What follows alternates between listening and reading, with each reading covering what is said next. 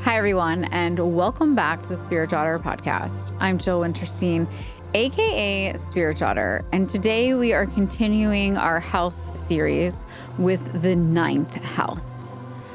So last week we talked about the 8th house, and that's the house that takes us into the underworld, into the unseen, into the depths of the subconscious. The 9th house swings the doors wide open and says, come up for air. There's a great big wide world out there. The 9th house is traditionally governed by Sagittarius and Jupiter. So yes, it's the house of travel. And when your 9th house is activated, it can be a time to travel. It really represents long journeys, though, and experiences. And so travel isn't just for the sake of, say, relaxation or visiting a really great spa somewhere, although it can be that. It's more for the sake of experiencing new lands, different cultures, learning, broadening your horizons. The 9th house is all about expanding your consciousness in different realms. And so this also includes things like philosophy, spirituality, religion. They all fall in the 9th house. Anything that can expand your consciousness and bring up the more existential questions in life. So the 9th house is where questions like, why are we here? What's the meaning of all this? They all live in the 9th house. It also rules higher education and teaching. So directly opposite is the 3rd house, which is very much about early childhood education. The 9th house is about college experiences, philosophy, maybe the learning you do in your 20s by traveling abroad, studying a semester in a different land or culture. That's all the 9th house. It also governs your belief systems, because think about it, your belief systems are rooted in how expanded your consciousness and how wide your perspectives are. And so if you have a narrow view, you'll have a narrow belief system. You may even cause yourself to limit yourself in some ways if you haven't expanded enough or encountered enough experiences in your life journey. And the older we get, the more experience we do have, and that will fall into the 9th house. And so those experiences that we gather along the road of life that might feel negative, might feel positive, but overall teach us something and expand us, expand our horizons, expand our consciousness. All of that belongs in the 9th house. I will walk you through what each sign means in the 9th house. So if you have Aries governing your 9th house versus, say, Capricorn governing your 9th house, it's going to leave a very different energetic signature in your chart and in your life. And so let's get into it and talk about the 9th house, because this is where we expand. Aries in the 9th house. If you have Aries in the 9th house, you charge into new ideas, new beliefs, new structures. When you hear of something that could expand you, you take action immediately. You're not one to sit in the classroom. You're one to go out and explore the world, to experience it firsthand. With Mars ruling this chart, you bring a certain drive to your explorations. So if you get an idea, you book the trip, you buy the book, you do something, right? There's no sitting around and waiting for an experience to land in your lap. You go out after it and get it for yourself. The one growth edge here for Aries in the 9th house is learning to be a little bit more open in your expansion. Aries placed here can be very direct. It can be very action-oriented. And it can also think that it knows everything already, right? Aries is that fire. It's that fire of the self. And so if you find yourself debating your viewpoint, stop and ask yourself, could I expand here? Could I expand my perspective? Could I expand my consciousness? Could I see this from a different angle and not just charge towards the answer that I think is right? Taurus in the 9th house. If you have Taurus governing your ninth house, your experiences, your beliefs, your interaction with other cultures and the world at large are rooted in sensory feeling, meaning you need something concrete. It's not abstract. You're not one just to pick up a book about a foreign country. You want to travel there. You want to taste the food. You want to smell the scents around you. It needs to be grounded. You need to have a real life in-person connection with it in order for it to really shape you and expand you and help you grow.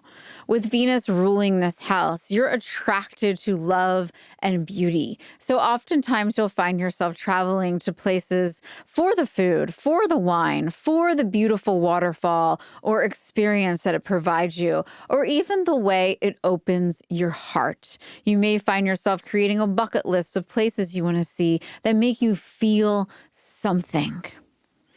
I will say one of your growth edges here is allowing yourself not to get fixed on a certain belief. With Taurus in this house, you develop your beliefs slowly.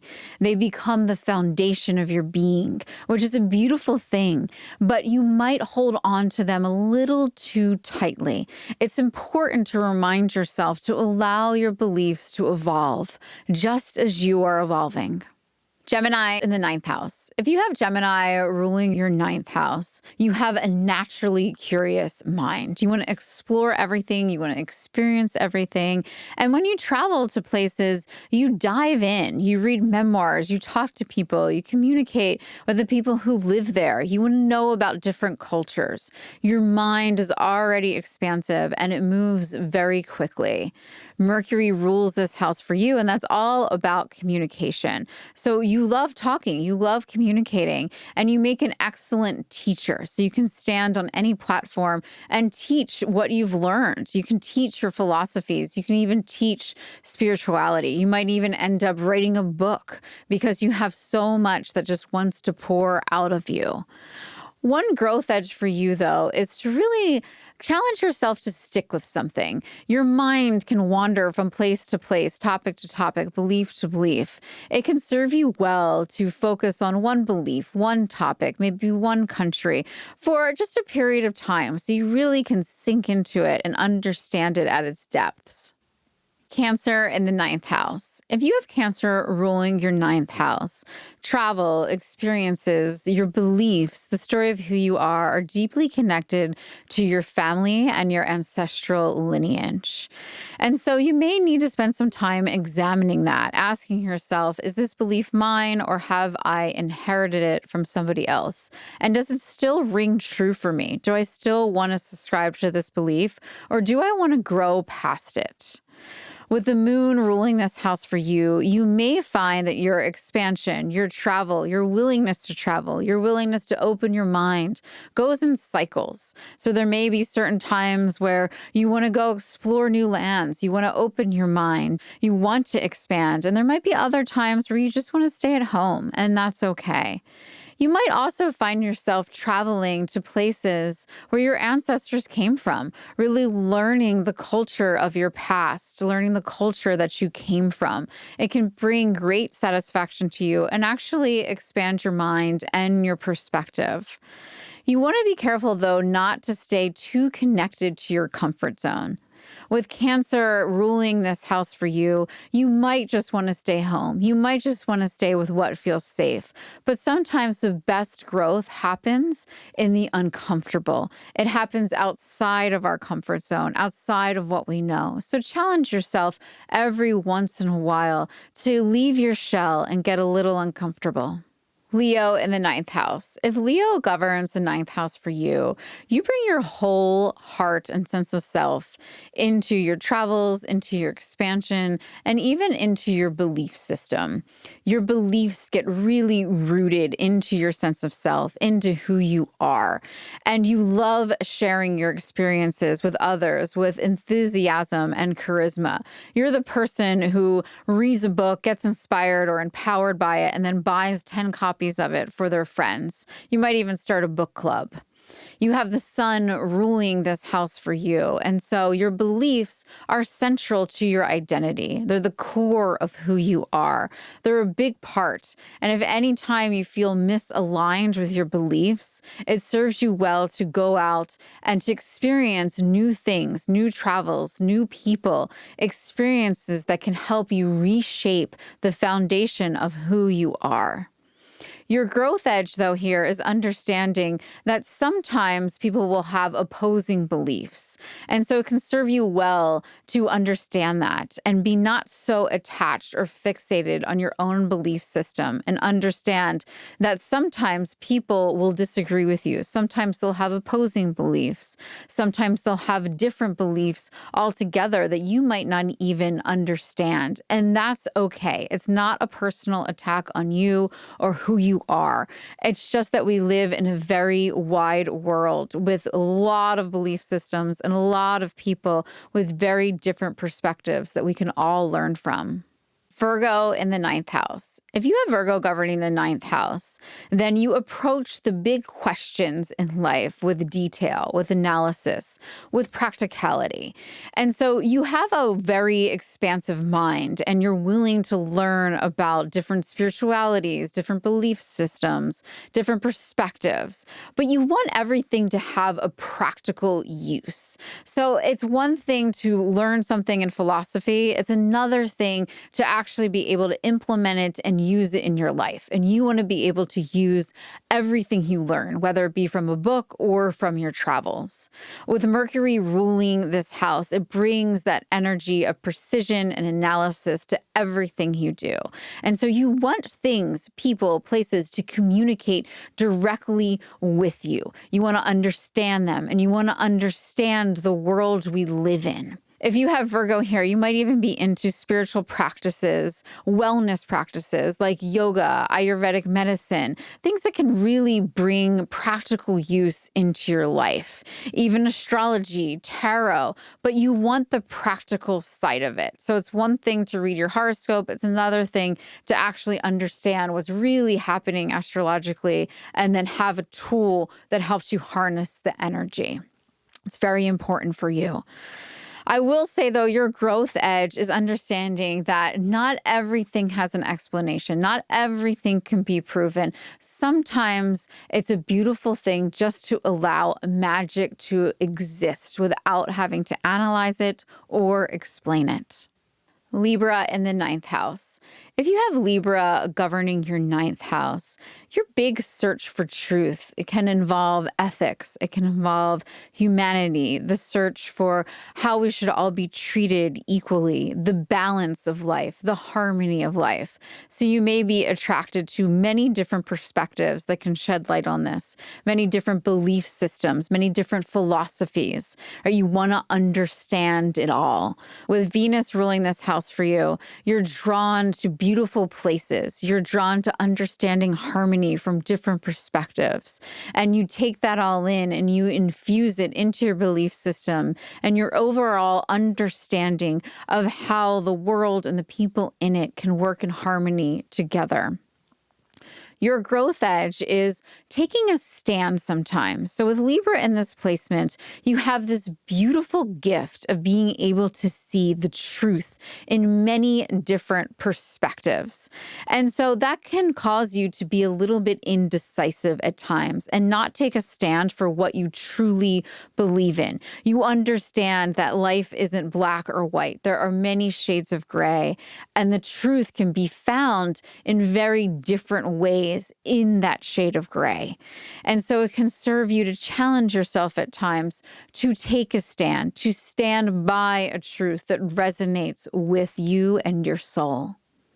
Scorpio in the 9th house. If you have Scorpio ruling the 9th house, you search for truth in the depths of everything. So you don't do anything surface level. If you study philosophy or spirituality, you go as deep as possible.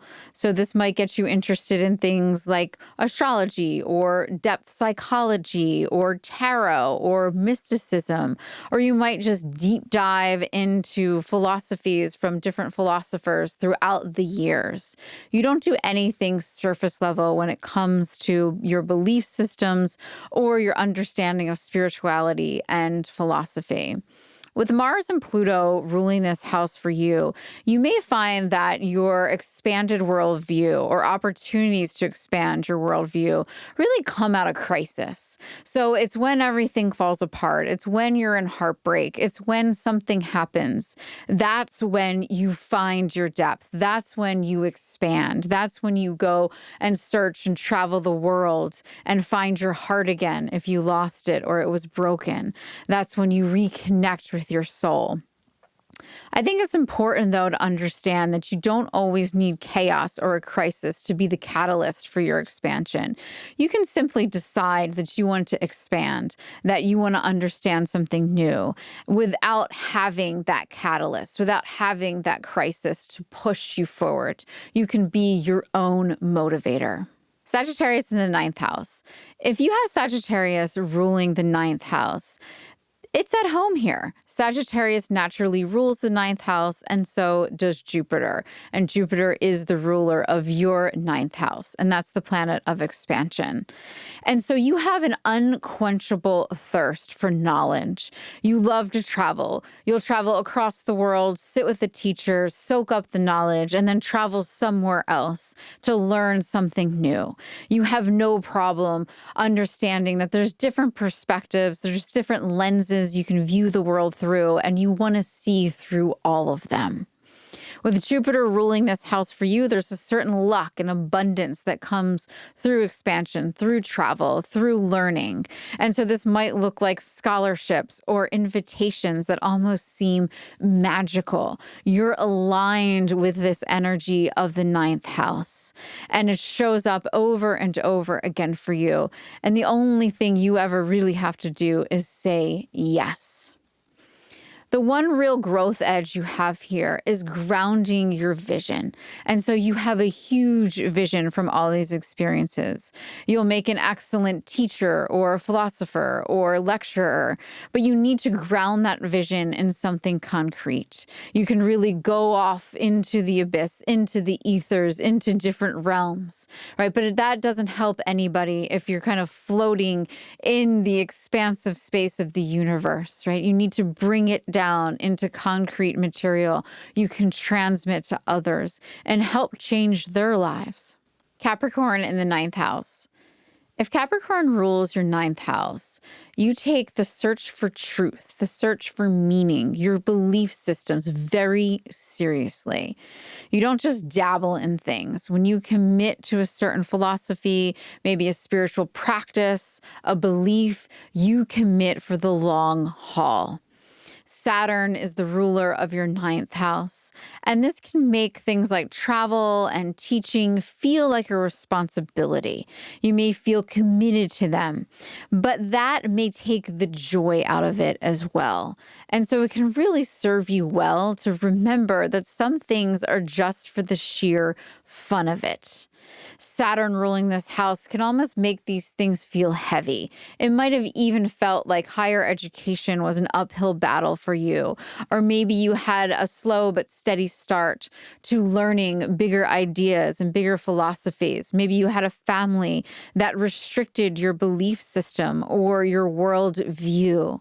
Either way, there may have been some challenges here in the areas that the ninth house rules. But for you, it's all about expansion, and you do commit to it very deeply. You're committed to your own expansion, even if it feels like an uphill battle. And so your journey becomes making it a little lighter, bringing the joy into it, traveling just for the sake of the fun part, not the part that gets you a respected degree or earns you a different position in life, just for the mere sake of expanding your own mind. Aquarius in the ninth house. If you have Aquarius governing your ninth house, you have a very unique and progressive view of spirituality, of beliefs, of higher learning, even of travel. And so you lean into the unconventional. You're the one that learns about different philosophies, different beliefs, and then might even want to create your own system. And you go very deep into anything that involves technology, the future. So quantum theory, for instance, understanding the intersection of AI and spirituality. These are all things that light you up.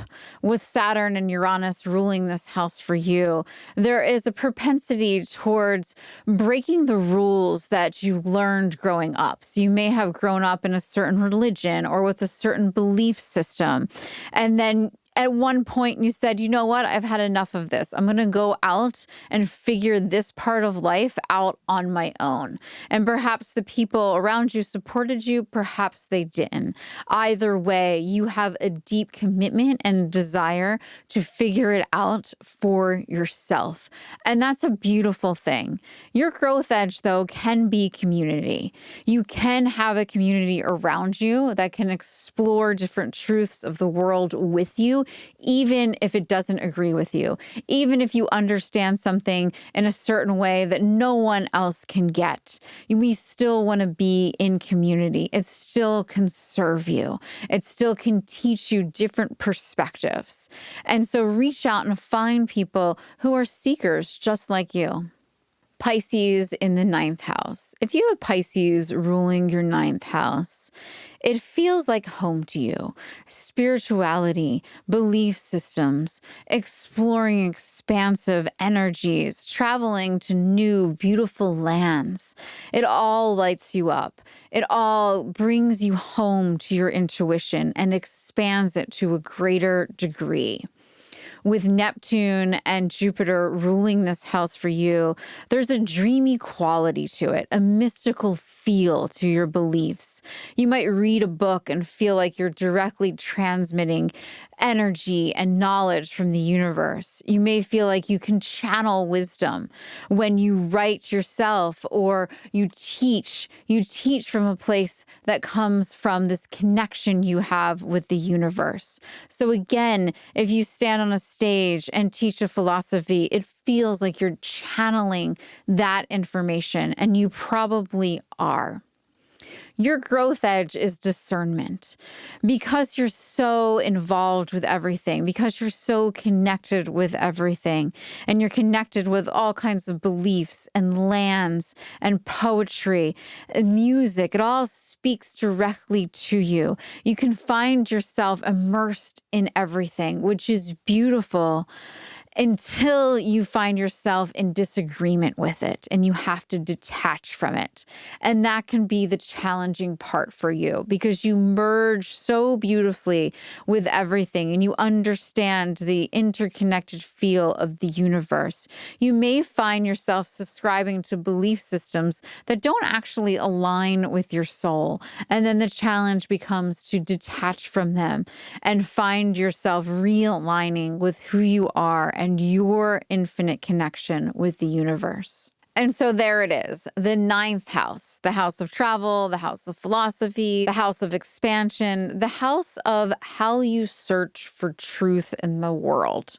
Because think about it, when any of us travel, when we experience different educational systems, when we experience different people, different belief systems, we're really in a search for truth. And that truth will come to us from different perspectives, different angles, different expressions. But as long as we keep seeking for the ultimate truth of who we are and our place in this world, then we're always winning. We're always expanding, and we're always expanding our belief systems so that we can ultimately manifest the life that we were born to live. Thank you so much for listening to this. If you want to review any of the other houses, I'll list them all in the show notes, and you can have a deep dive on all the houses of astrology. I'll continue next week with the 10th house. That's the house of career and life's work. It's a very exciting one. Until then, you can find me at Spirit Daughter on Instagram, and you can explore more about astrology on our website, spiritdaughter.com. Thanks again for listening. And until I talk to you next time, just remember, the stars don't dictate your future. They illuminate it.